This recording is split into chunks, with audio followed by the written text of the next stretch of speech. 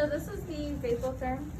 This one is one of the other high flow systems that we use. So yesterday we reviewed the OptiFlow, and today we're going to do the vapotherm. The vapotherm starts off at 5 liters. That's the lowest setting it'll go, and it goes all the way up to 40.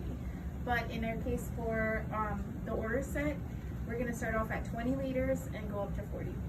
It does go from 21% all the way up to 100, and it is heated, so it's not too brutal on the patient as far as humidification.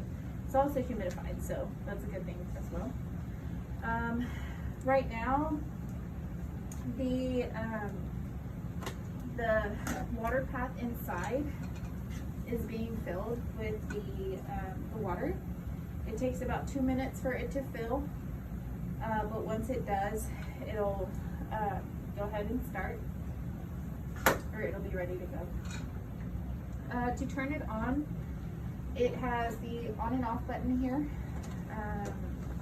You just press it and hold it down. Sorry. So you're gonna hear 10 beeps. Whenever you hear the 10 beeps, it means that it's starting to run. And if you can see, the water is already going through the circuit. It there's a double circuit on the inside, so there's a like a jacket that surrounds the circuit for the flow. And it goes to the cannula here. And it's very soft. It takes a few minutes for the temperature to stabilize, but once it does, it'll stop blinking. So notice here the temperature is blinking, and so is the green light here. Whenever it's on, it'll be green, and if it's on standby, the light here will be orange or amber colored, and it'll say no flow, or if it's green, it'll be flow. To change the FiO2, the flow, or the temperature, you just use the rotating knob, select it, and go up. And like I said, it goes all the way up to 100. And to switch from the FiO2 to maybe the temperature, you just press down and go either way. So we'll just set that at 36. Next is the flow. So it starts off at 5 liters and it goes all the way up to 40, and you'll be able to hear it. And this one, it feels a lot stronger than the vapotherm or the OptiFlow. So you can feel it already going there.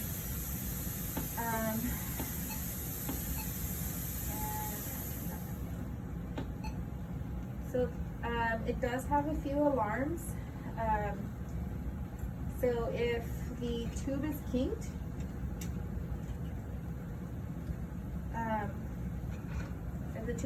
it'll sound off this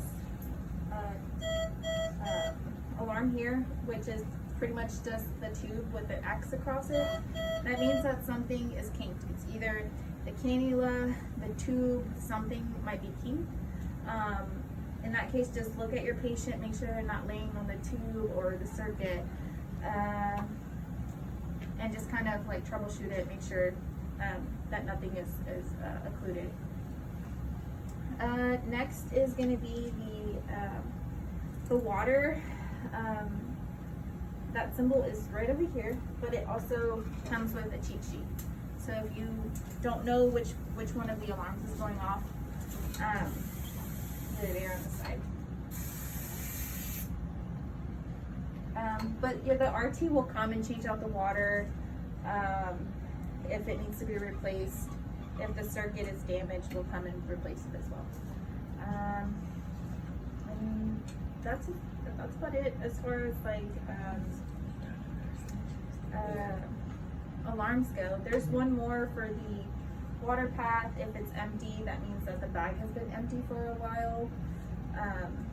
But again, the RT will come and change it out if needed. How fast is the bag typically empty? So the bag takes about half of the bag needs to be emptied into the unit to start off with. Okay. Then after that, I think depends on the flow. Mm-hmm. I'm pretty sure it's depending on the flow. Okay. I I'd say about a whole shift. Oh, okay. Yeah. Very good. A full bag will last you a whole shift, maybe even 2. Gotcha. So, And is the temperature at a set regular temp that we should always, like a standard one, or is it based on order? no, the temp is regular, Patient comfort. whatever we set it at. Yeah, because sometimes if we put it at, normally we would like to have it at 37, Mm-hmm. but if the patient feels like it's too hot, we can turn it down. Sure. Okay. Yeah. But ideally, we would like for it to be at 36, 37. Okay. Any I don't know. complication from being on it? Like, if there's any, is there anything to watch for other than getting too warm for the patient? But no. Not to my knowledge. Sure. But it is said that the vapotherm is a lot better for the patient, especially COVID patients, versus the OptiFlow Really? because of the I forgot what it was called. But they did a study on it to where they determined that a flow of 20 is better versus the OptiFlow. So even on the same flow of 20 Sure. on the OptiFlow and the vapotherm did much better for that patient. Yeah, and it just connects to air and oxygen. Needs to be plugged into a red outlet. And this is the cannula. We have 3 different sizes that it comes with. We have adult small, medium, and large. We also have a trach connection as well. Is there, why would they choose this over the other one? Is there like a, So, that's a good question. For the Indication OptiFlow, it goes all the way up to 60 liters. And if they need to be above 40 liters, then they need to go on OptiFlow. okay. But if they're going to be under 40 liters, then they can use the vapotherm. This one, or it could be the other one, whatever's available. Yeah, If whatever's it's less available. than 60. If it's less than 40, then it needs to be the vapotherm. Okay. And then also the order set will either say vapotherm or OptiFlow. Okay. Is it a preference by the doctors as well, or is it just availability in addition to the man hospital? Yeah, so Yeah. it's what we have available. If we Sure. don't have it available, then we're gonna put them on an OptiFlow. And we'll let the physician know to update the order. But if we do have it available, if they are under 40 liters, then we'll go ahead and put them on it. Have we always used these in-house, or this is just because We actually just started using them like 3 weeks ago. Oh, okay. So they're very, very new. You don't have any more questions? Want to come and play with the dog? Just kind of feel like how do you change the settings, go up and down. Seems like this one would be easier than the other one. Much easier, yeah. It's nicer. It's digital. You can Yeah. see really easily like exactly what your patient is on. So that's nice, and also the cannula is nicer too.